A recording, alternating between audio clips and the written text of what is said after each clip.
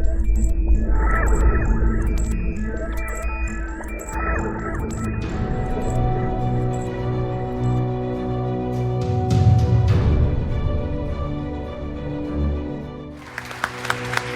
are you feeling this today? A little bit of butterflies, a little bit of dry mouth,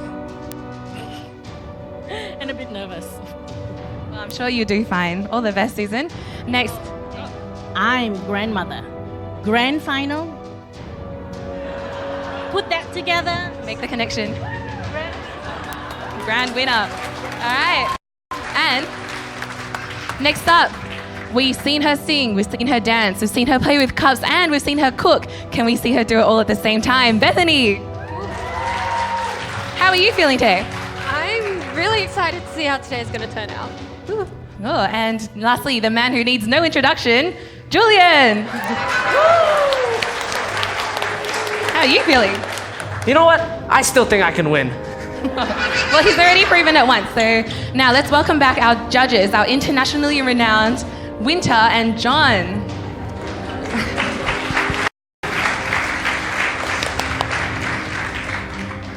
Okay, Winter. Thank you. Please tell the contestants what's happening today. Right, today is our grand final, as you know, and what we have decided, contestants, is to make today a key ingredient challenge. So what that means is you get to decide exactly what you want to make, but you must include our key ingredient. Now, the key ingredient that we have chosen is, in fact,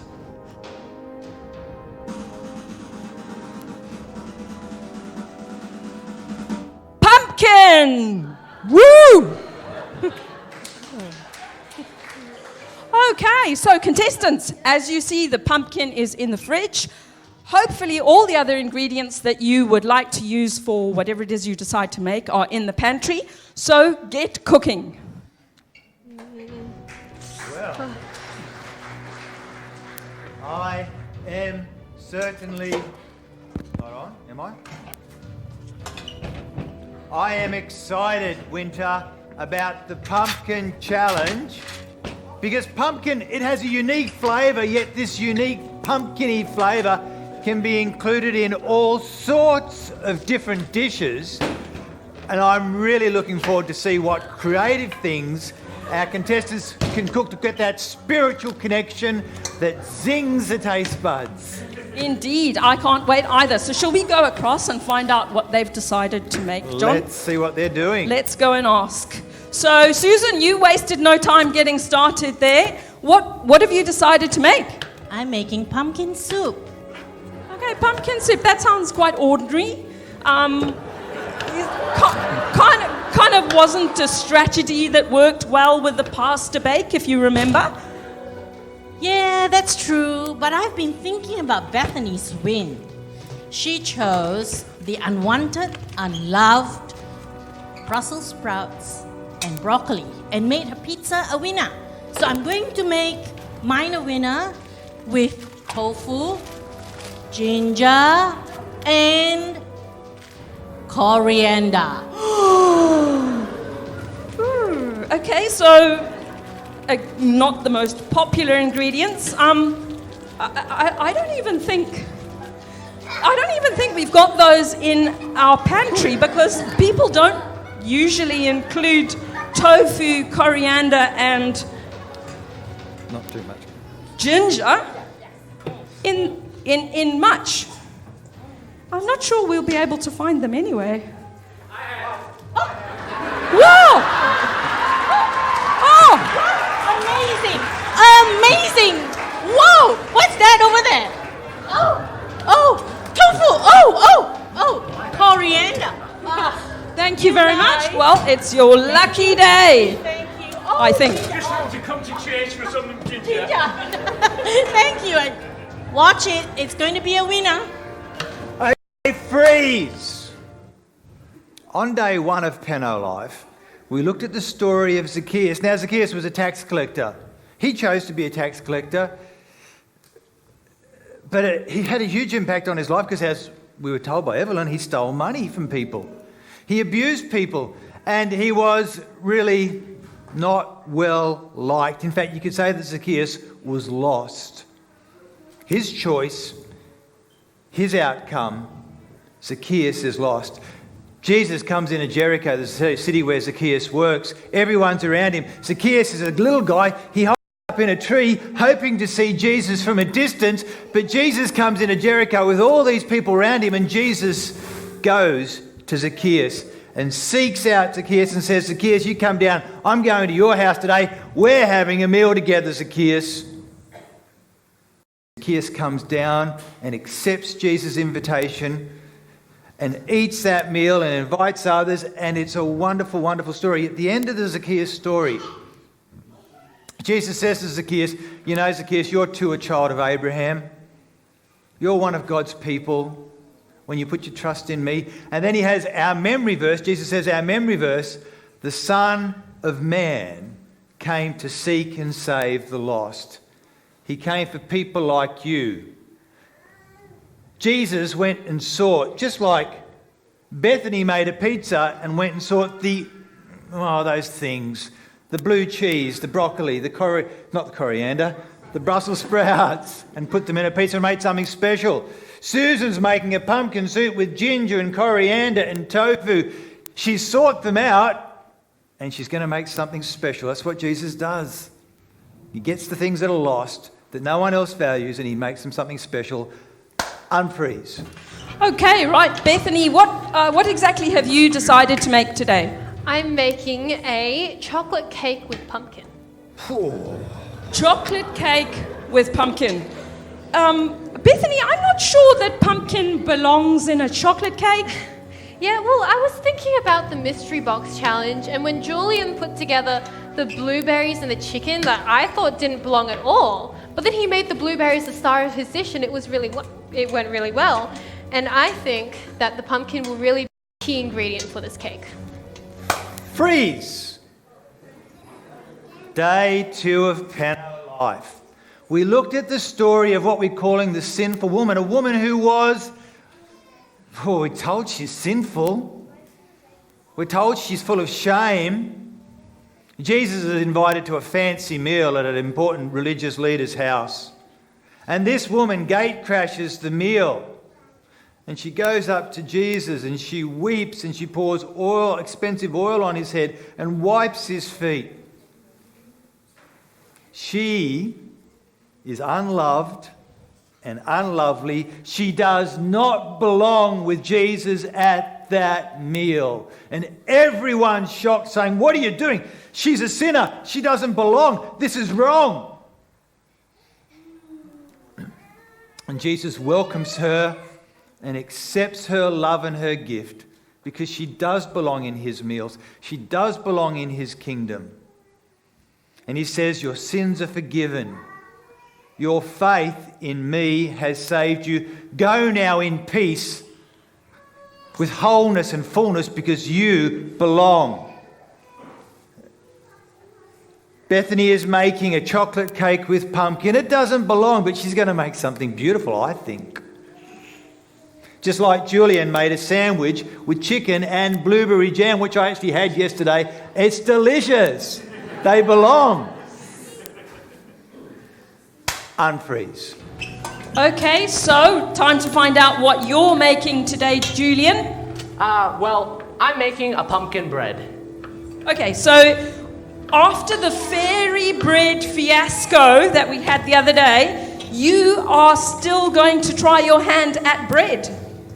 Well, you see, after that day, I might have taken some of Susan's bread home, and well, on Saturday, I had that bread for breakfast, lunch, and dinner, and you'll never believe what happened. So basically, I finished my homework in like 30 minutes, and then I went on like 24 runs, one each hour, and you know, I was just so full of life. Freeze. Some people freeze too early. I don't know. It's going to be a long talk, Julian. Keep those hands in the air. On day 3 of PennoLife, We looked at the story of when Jesus shared his last meal with his disciples. We call it the Last Supper before he goes to be crucified.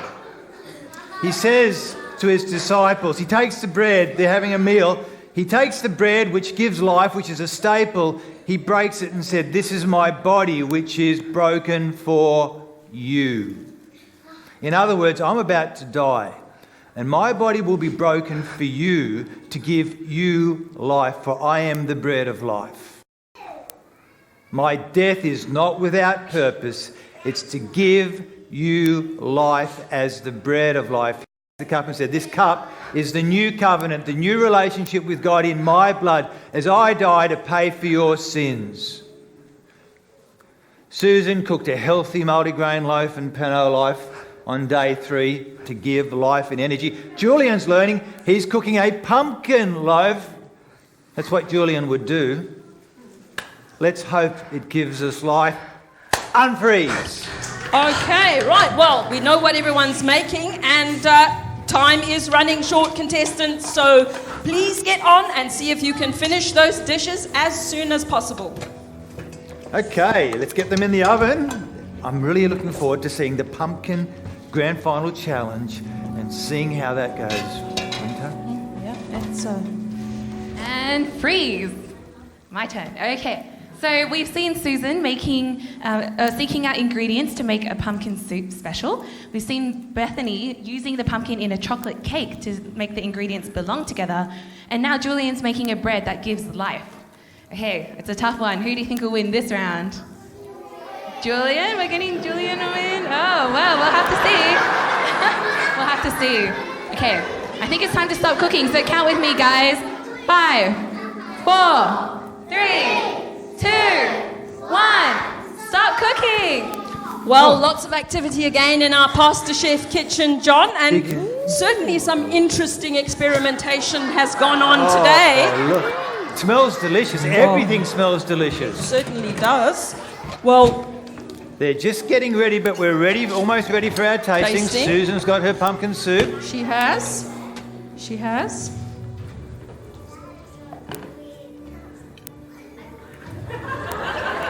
Okay, thank you, Okay, Susan. Susan, I think we're just about ready. Can you bring your soup over here? Ready for the judging for the grand final of Pastor Chef 2020.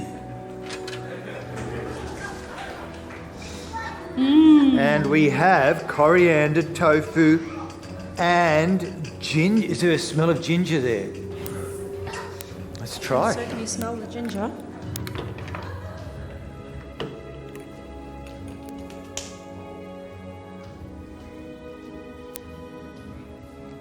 Thank you, Susan. Okay, thank you, Susan. Bethany, we would really like to try that chocolate cake now. Thank you. Chocolate and pumpkin cake, well, the taste buds will be the decider of the spiritual zing-zang. They will indeed. I'll break a bit off. Thank you very much.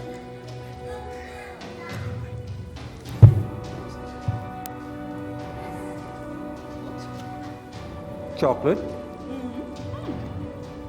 Pumpkin based. Okay. Thank you. Bethany. Julian? Okay, pumpkin bread.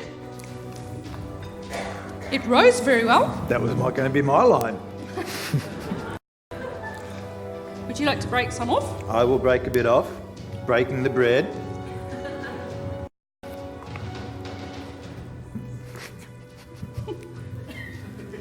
Thank you.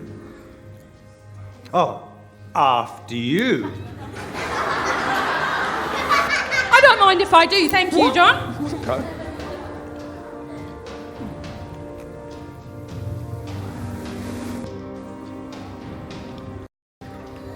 Pumpkin bread. Thank you, Julian.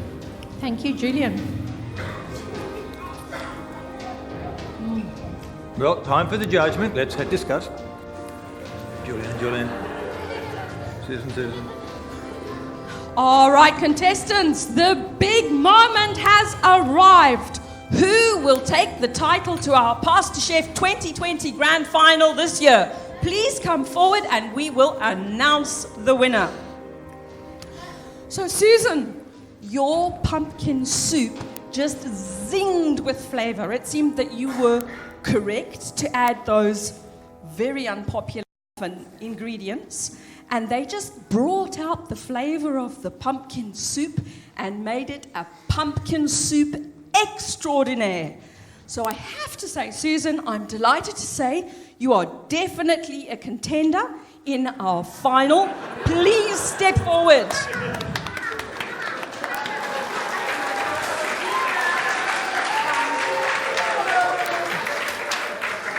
Bethany, your chocolate cake with pumpkin, the texture was just rich and decadent and moist.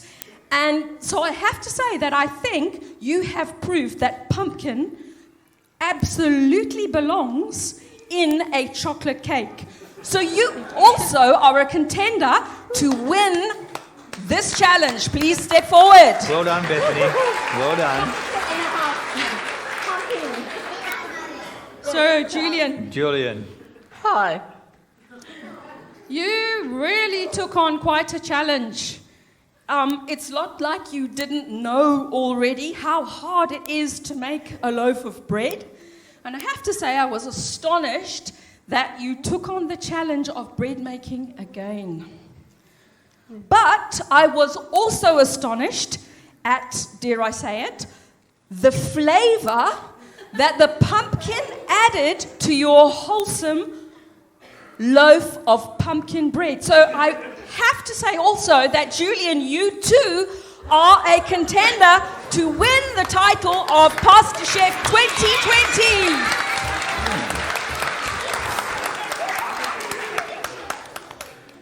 So, unfortunately, as you can see, because of the outstanding work that all three of our contestants did in presenting unbelievably delicious meals today, you have actually made the decision of choosing a winner extremely difficult.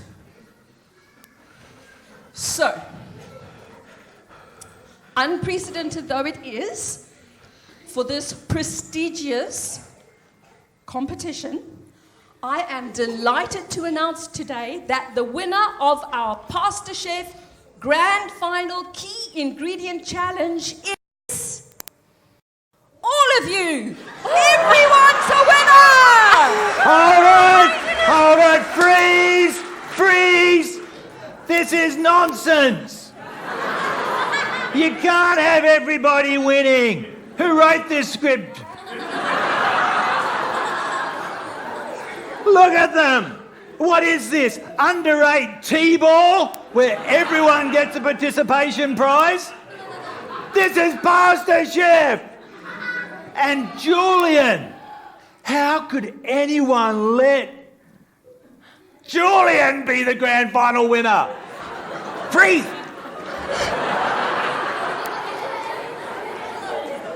It's ridiculous, all this effort for an outcome like this. Okay, just get off the stage. When I say freeze, unfreeze, go!